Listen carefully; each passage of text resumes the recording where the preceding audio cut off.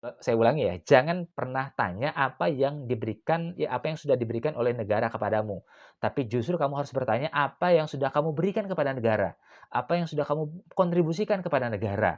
Jadi kita ini sebenarnya dituntut untuk menjadi, orang yang punya kontribusi besar buat negara kita.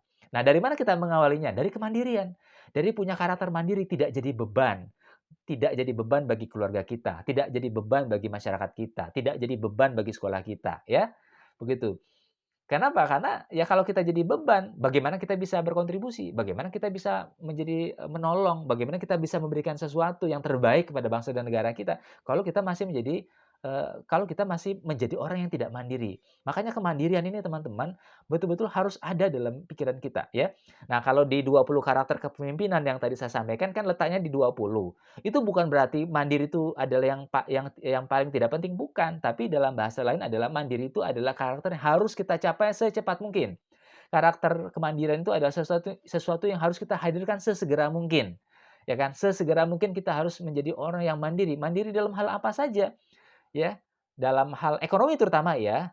Sekarang kan misalnya kita masih sekolah ya anggaplah kita masih ditanggung sama orang tua kita. Tapi pikirkan secepat mungkin misalnya apalagi kan teman-teman adalah sekolahnya di SMK misalnya ya, kan SMK itu sekolah yang salah satu yang, berpotensi untuk mempercepat kemandirian kita, terutama dalam sisi ekonomi ya teman-teman semua ya, karena kan teman-teman nanti akan dibekali dengan skill-skill, tertentu, dengan skill-skill teknis yang itu nanti sangat diandalkan di dunia kerja ya.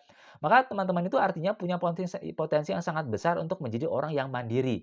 Mandiri secara ekonomi, mandiri secara, apa, yang lain secara budaya dan lain sebagainya. Itu yang harus kita lakukan ya secepat mungkin, sesegera mungkin menjadi orang yang mandiri. Kenapa? Karena dengan kemandirian itulah kita kemudian akan berpikir tentang apa yang akan kita hadiahkan, apa yang bisa kita kontribusikan buat negara. Jadi step-nya begitu ya. Jadi kalau orang yang tidak atau yang belum mandiri, dia belum belum bisa berpikir tentang apa hadiah yang bisa ya atau yang akan bisa dia berikan buat negara. Kenapa? Karena yang dia pikirkan itu adalah dia belum mandiri ya, dia belum independen gitu. Nah, karena itulah kemudian teman-teman semua kalau berbicara tentang kemandirian, saya kira kita tidak salah untuk belajar ya dari Stephen Covey ya tentang bagaimana menjadi orang yang mandiri. Kata Stephen Covey ada 3 ya. Yang pertama proaktif, yang kedua begin with the unmet mind, dan yang ketiga ada put first thing first. Jadi 3 ini. Kalau 3 ini kita lakukan, maka kita akan menjadi orang yang mandiri. Yang pertama tadi proaktif ya. Teman-teman yakinkan proaktif itu adalah orang yang sudah bisa bertanggung jawab terhadap dirinya sendiri.